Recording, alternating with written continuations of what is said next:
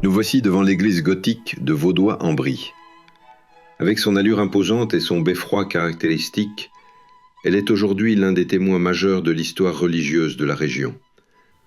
À l'origine, ce monument devait être encore plus ambitieux, un vaste édifice gothique doté d'un chœur élancé, de chapelles latérales, d'une nef monumentale et d'un clocher achevé, dominant tout le bourg. La construction débute vers 1240, avec l'édification du chœur, de 2 chapelles et du beffroi, qui sert aussi de tour-porte pour accéder aux messes dans le nouveau chœur.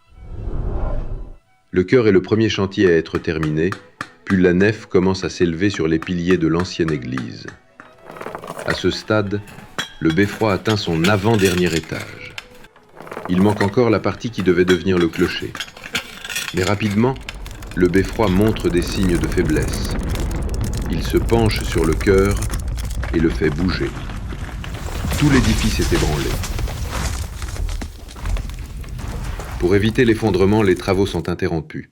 Plutôt que de poursuivre le chantier, 3 puissants contreforts sont alors construits, dont l'un traverse l'église, pour soutenir directement le beffroi. Ce renforcement a sans doute bouleversé tout le projet. Le triforium, initialement conçu pour être ouvert vers l'extérieur, ne tient plus et sera donc muré. Seule solution pour garantir la stabilité et l'intégrité du mur.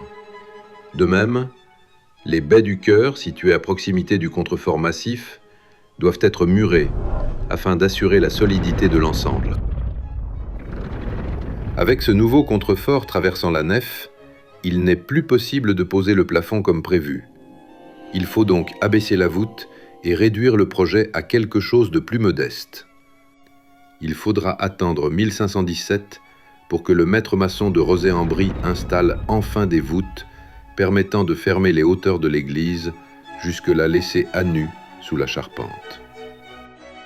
Le projet est plus modeste, mais il tient.